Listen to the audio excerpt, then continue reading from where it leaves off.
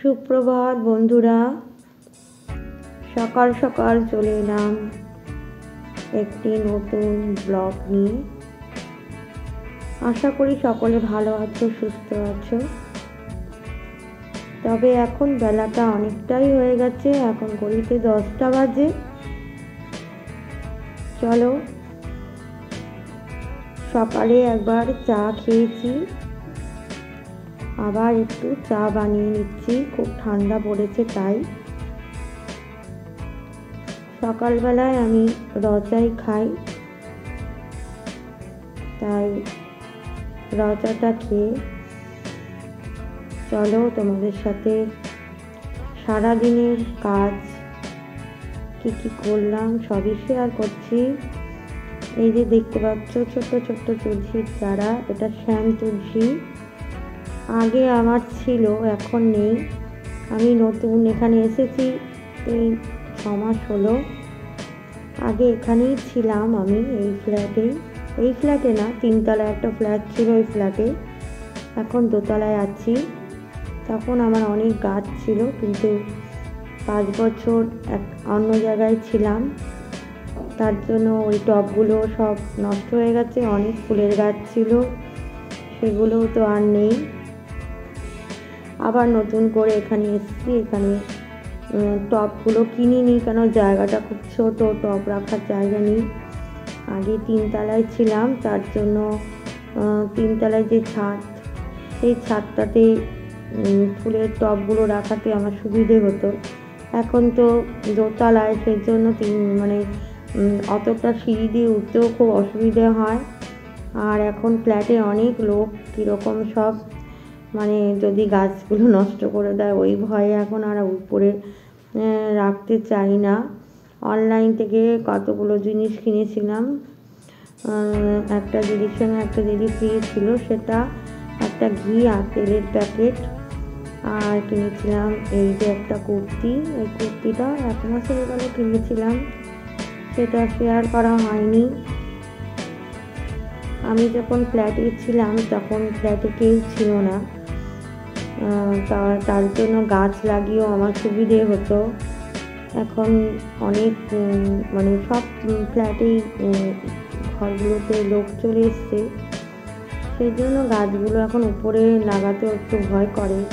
কারণ কষ্ট করে গাছ লাগানোর পরে যদি ছিঁড়ে দেয় বা হতেই পারে টব ভেঙে দিল।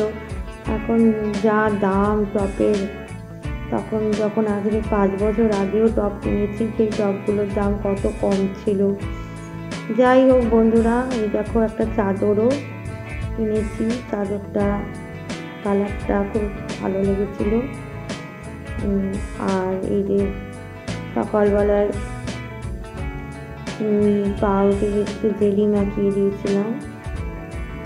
আর এখন সকালবেলা অতটা রুটি বানাতে পারি না, যেহেতু এত ঠান্ডা। আর এখন দেখো রান্নাঘরে চলে এসেছি, আর মাছ রান্না করব, সঙ্গে আরেকটা চিকেন রান্না করব। দেখো আমি কীভাবে রান্না করেছি।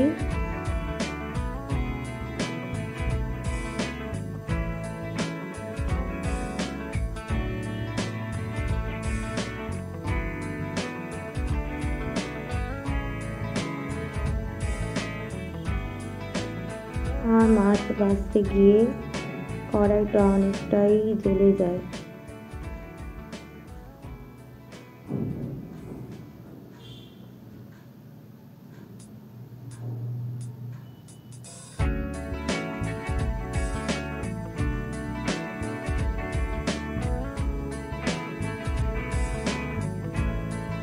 কালো জিরে আর শুকনো লঙ্কা ফোড়ন দিয়ে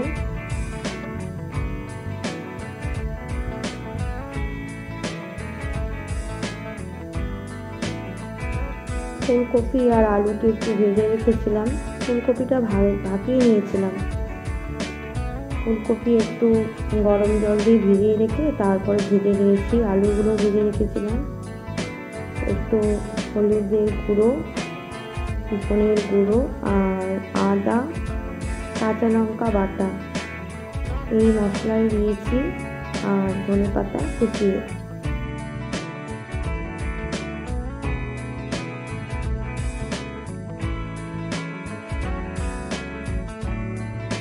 শীতের সময় ফুলকপি আর দিয়েছিলাম একটু গরম মশলা আর চিকেন মশলা, এইটাও দিয়েছি।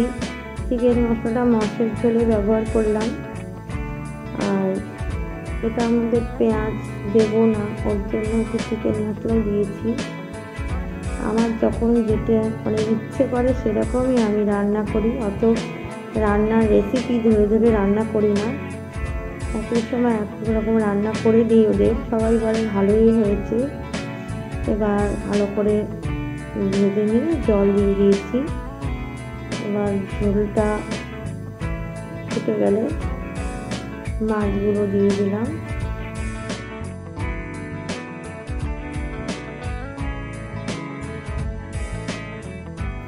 চলো মাছটা হতে হতে এবার চিকেনটা করে নিই। আমি পেঁয়াজ বাটা, রসুন বাটা আর টক দই, লবণ, হলুদ সব কিছু দিয়ে মেখে রেখেছিলাম। আর একটা গোটা রসুনও দিয়েছি।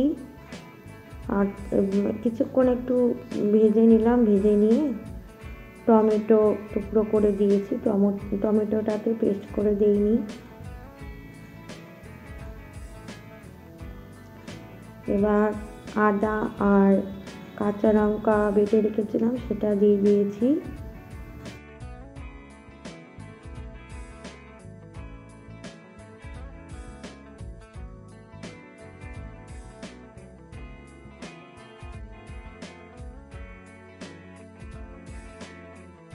এবার দিচ্ছি কেসুরি মেথি।